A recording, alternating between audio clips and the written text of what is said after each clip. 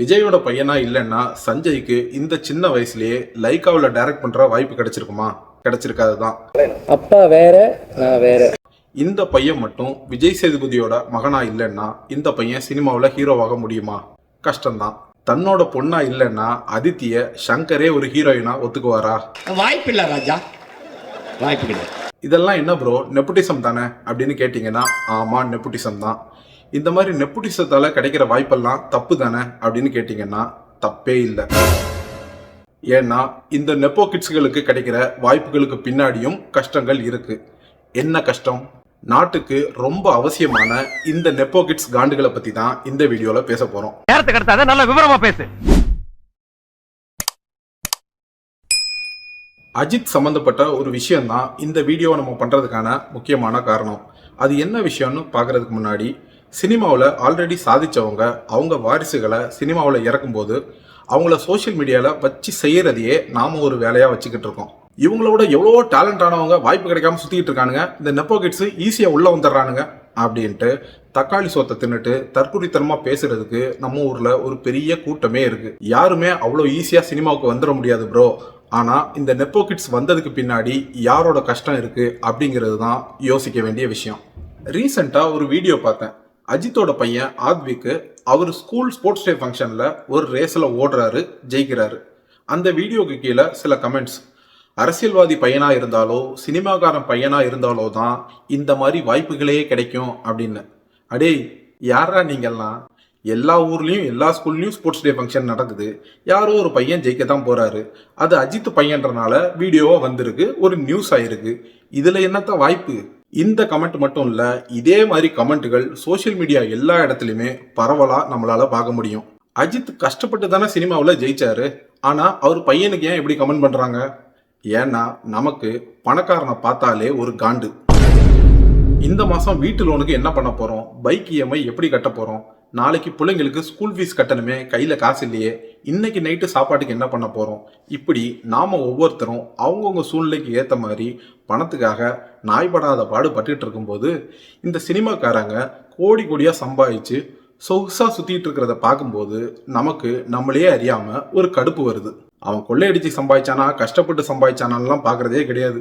எவன்கிட்டையாவது தேவைக்கு அதிகமாக பணம் இருக்கிறத பார்த்தாலே நமக்கு ஒரு காண்டு.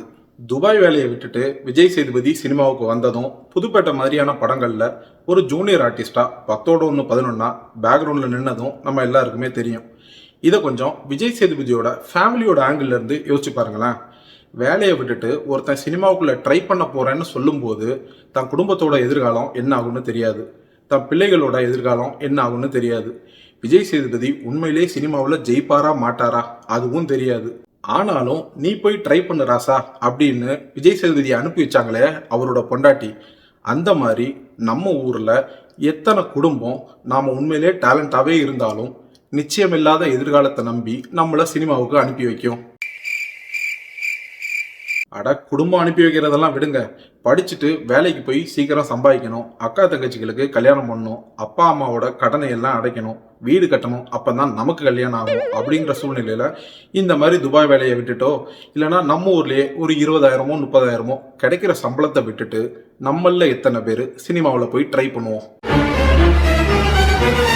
அப்போ விஜய் சேதுபதி சினிமாவில் கஷ்டப்பட்டு ஜெயிச்சதுக்கான பலனை அவரோட பொண்டாட்டியும் பிள்ளைகளும் அனுபவிக்கிறதுக்கான முழு தகுதியும் இருக்குதானே? இப்போ அவர் பையன் சூர்யா நடிக்கணும்னு ஆசைப்பட்டாரு, வந்துட்டாரு. ஏன்னா அவங்க அப்பா விஜய் சேதுபதி, அதாவது நம்மெல்லாம் மாச சம்பளத்தோட சேஃபா இருந்துக்கலாம்னு நினைச்சப்போ ரிஸ்க் எடுத்த அந்த விஜய் சேதுபதி புதுப்பேட்டை மாதிரியான படங்கள்ல பேக்ரவுண்ட்ல நின்னாரு.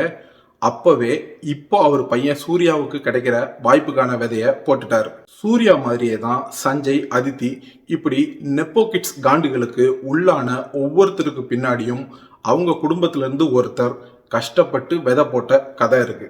பேக்ரவுண்டோட வந்தா மட்டும் சினிமாவை அப்படியே அல்லேக்கா தூக்கி மல்லேக்கா போட்ட முடியுமா?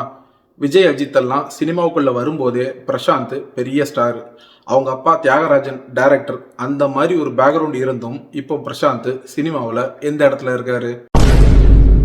சிம்பு, அருண் விஜய் எல்லாம் பிறக்கும் போதே செலிபிரிட்டி. ஆனால் இன்னைக்கு டேட்டுக்கு சினிமாவில் சினிமா மார்க்கெட் லெவலில் சிவகார்த்திகேயனுக்கும் கீழே தான் இருக்காங்க. சோஷியல் மீடியால நாம பாஞ்சி பாஞ்சி ஃபயர் விட்டுட்டு இருக்கும்போது திடீர்னு ஒரு கேப்டன் விஜயகாந்த் போஸ்ட பார்த்த உடனே கண்ணில் டியர் விடுறவன் அந்த கேப்டனோட பையன் சண்முக பாண்டியன்.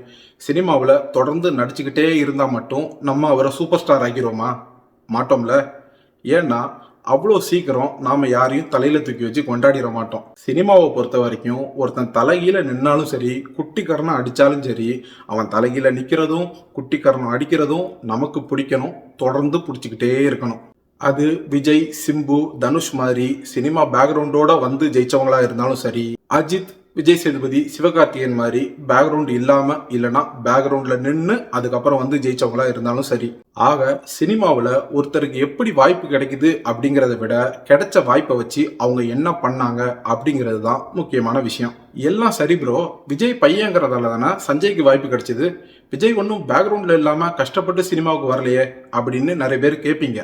அதுக்கான பதில சொல்றதுக்கு முன்னாடி இந்த வீடியோல நாம பேசின கருத்துக்கள்ல உங்களுக்கு உடன்பாடு இருந்தாலோ உடன்பாடு இல்லைனாலோ கமெண்ட்ல சொல்லுங்க. வீடியோ பிடிச்சிருந்தா லைக் பண்ணுங்க, டோல் டெப்பிக்கு சப்ஸ்கிரைப் பண்ணுங்க. இன்னைக்கு சஞ்சய்க்கு கிடைக்கிற வாய்ப்புக்கான விதையை போட்டது அவங்க அப்பா விஜய் இல்ல, அவங்க தாத்தா எஸ்ஏசி. எஸ்ஏசி கஷ்டப்பட்டு போட்ட விதைய விஜய் வேற லெவலுக்கு எடுத்துட்டு போனாரு. இன்னைக்கு அதோட பலனை சஞ்சய் அனுபவிக்கிறாரு. இன்னைக்கு நான் வரைக்கிறேன், நாளைக்கு நீ பழம் சாப்பிடுவ, அப்புறம் ஓமையும் சாப்பிடுவேன். ஆனா விதை நான் போட்டது.